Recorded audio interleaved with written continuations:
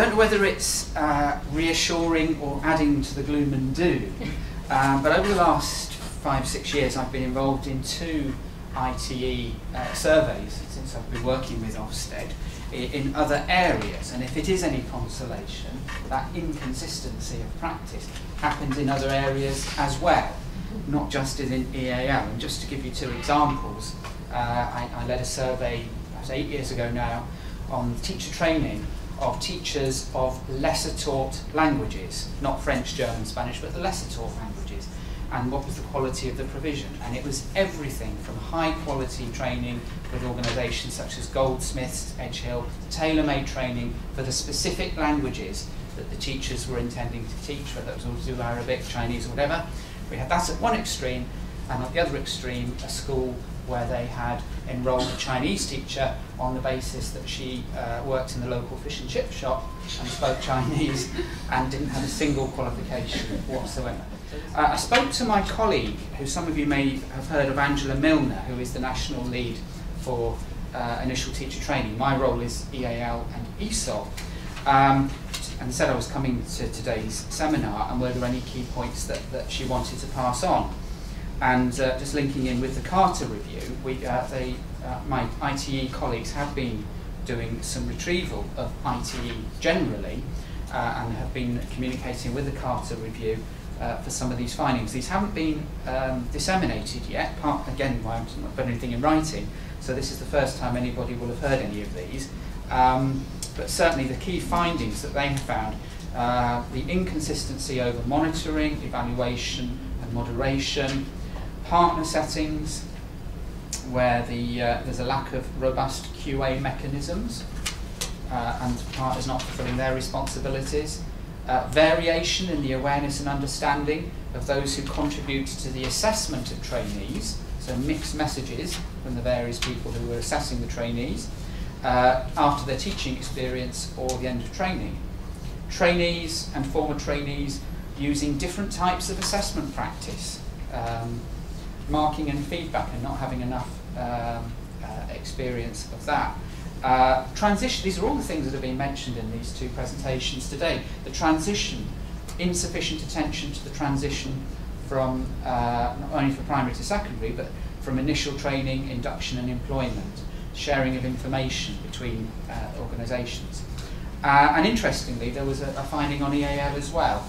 Trainees have limited or too varied access to practical training experience in settings, schools or colleges in challenging socio-economic circumstances or that require improvement, that's the grade 3, the old satisfactory grade, or where pupils have English as an additional language. So the trainees are not getting enough experience of EAL on their training, and that's come from our ITE team.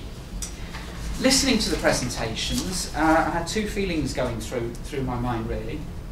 One is about that sense that we've heard this all before, that these are issues that have been, those of us have been in the field a long time, this has been going on a long time, but it was also encouraging that there are a number of organisations who are still alive and kicking and trying to ensure that these issues don't go away and try to get that into the public domain.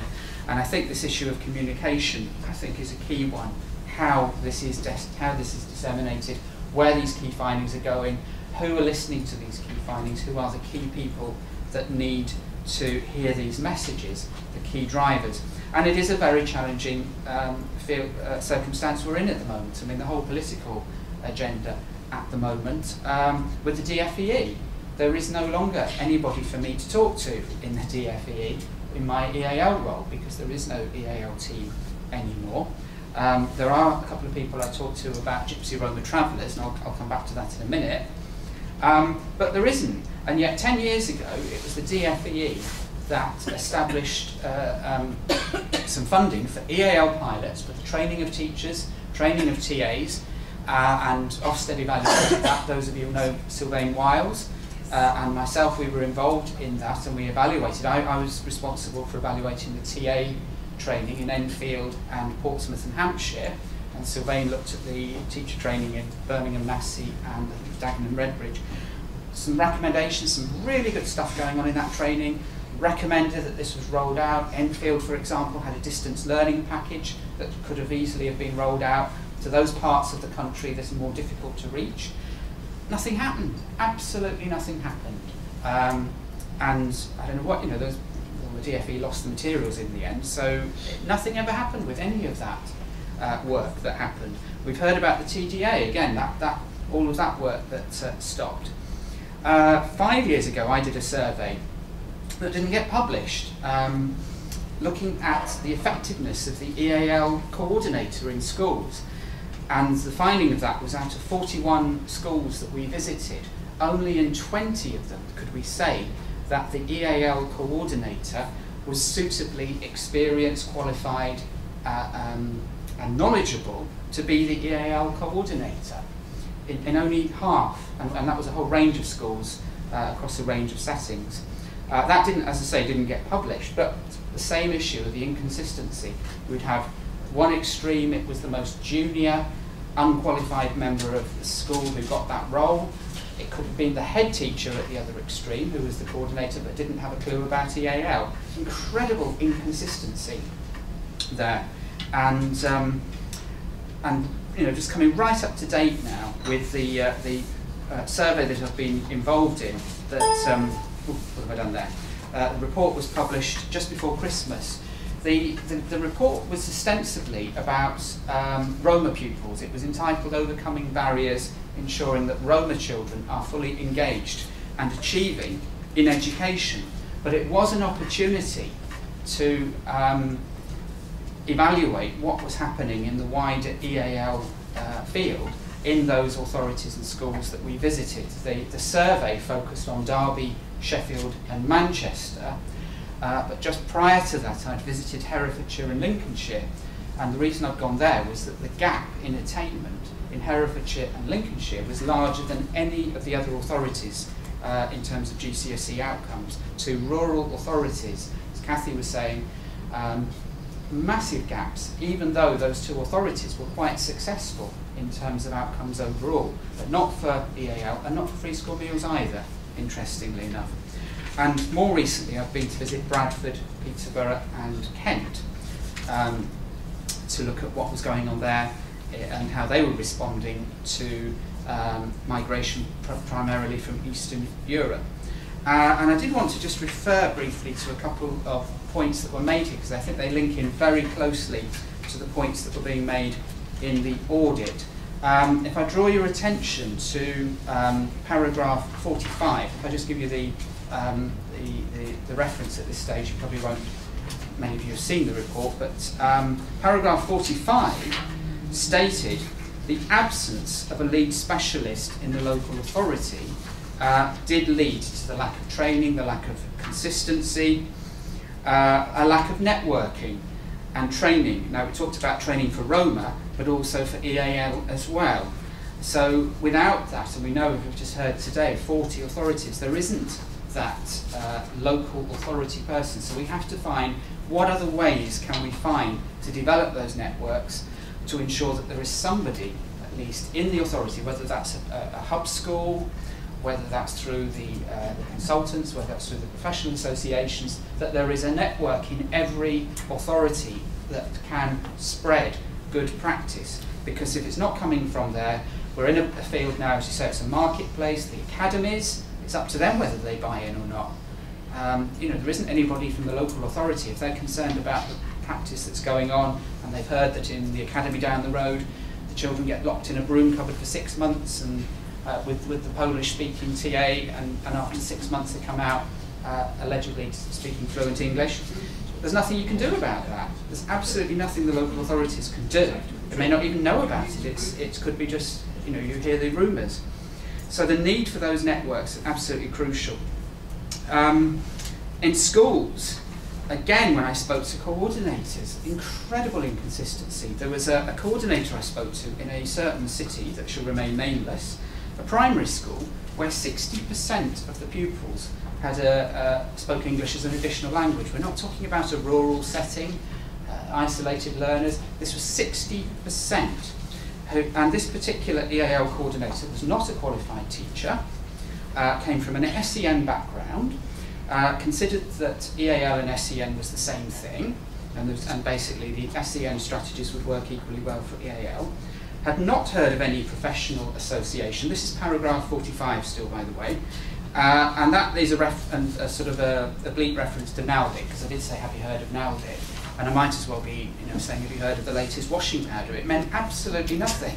There's a huge communication issue. How do we get out there? How do we spread the message? I know schools get bombarded with emails and consultants and the Google approach.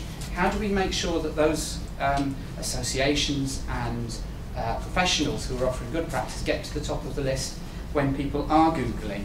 Because there's people out there that have not got the first idea of where to go. Couldn't tell me about any recent research for EAL, couldn't tell me about any guidance for EAL, so was drawing entirely on her experience as a TA who had been recruited initially to the school for SEN, and that was it. Obviously, if the coordinator was not on the senior leadership team, this is going to paragraph 46 now, they weren't involved in monitoring. These are all the same things. I'm just repeating everything that the audit's been saying. No monitoring, no QA. A TA is not going to have the power or the influence to be able to give judgments and feedback to experienced professional colleagues who are teachers, and it's just not going to happen. And even if it's the head, does the head have the knowledge as well to know whether or not the teaching has met the needs of the EAL learners or not? Paragraph 50 talks about insufficient training, exactly what we've been hearing this afternoon. The coordinators, if the coordinators are not trained, they're the people, they're the key people that we need to get to. So at least ensure that if the coordinator is trained, we have somebody in each school who can then spread that practice throughout, because if the coordinators haven't got it, then nobody else is likely to have that within the school or the setting. So that was paragraph 50. Now we did see, again, you could be gloom and doom, but we did see some very good practice, and those are in, some case studies are in that report. Unfortunately, some of the good practice is no longer happening because of funding. But we saw a model in Manchester where they had developed a network of schools, but it was primary schools. Again, this issue, it's the primary, not the secondary, where each of the primary schools, to be part of this pilot project, had to have a senior leader, an EAL coordinator who was in a senior position within the school, and they developed the network, they developed the training, they worked with the local university so that it was all research-based, and they developed their practice within there. But they did have somebody from the local authority coordinating that approach. As I say, sadly that's all been disbanded, but as a model, again, the idea of having hubs, networks of schools working together, sharing practice, but sadly the secondaries weren't involved with that. We also went to visit Salford local authority, where they had combined their EAL and Traveller service, and what limited funding they had was focusing on training up people to be EAL coordinators. Even if you didn't have people who were ready-made with an EAL background, if they had somebody that they could work with and develop them and develop their expertise and their training, that could then spread throughout the rest of the school. So I think the EAL coordinators, given the national policy, we're not going to get sort of national strategies coming back again. The whole move has been away from that, and I think the idea of having a framework of what is good practice is really important. But what you're not going to get is guidance. The DFEE don't want to issue any guidance. They don't want to have a list of recommended professional trainers. They've gone right away from that. And Ofsted, in a sense, has done that as well, because we no longer have preferred ways of teaching. In fact, we don't even give judgments on lessons anymore when we go into lessons. But the days in which we could say in a report, the classroom teacher was spending too long talking at the front, or the children was too long on the carpet, we can't say that anymore, because that's being deemed as to have a preferred teaching style. It's all about outcomes. So we're not going to get that happening nationally, so it is about how that good practice is shared and disseminated. So again, I just really commend NALDIC and the British Council for this work, and I do look forward to hearing how this is going to now go. We've got something really important here, that we've got these key findings, we've got some good practice as well. You know, the particular settings that are offering courses. Who do we need to speak to now? Who are the key people that need to hear these messages, and to try and ensure that we are speaking with one voice, really, in terms of trying to take this forward. Thank you very much. Thank you.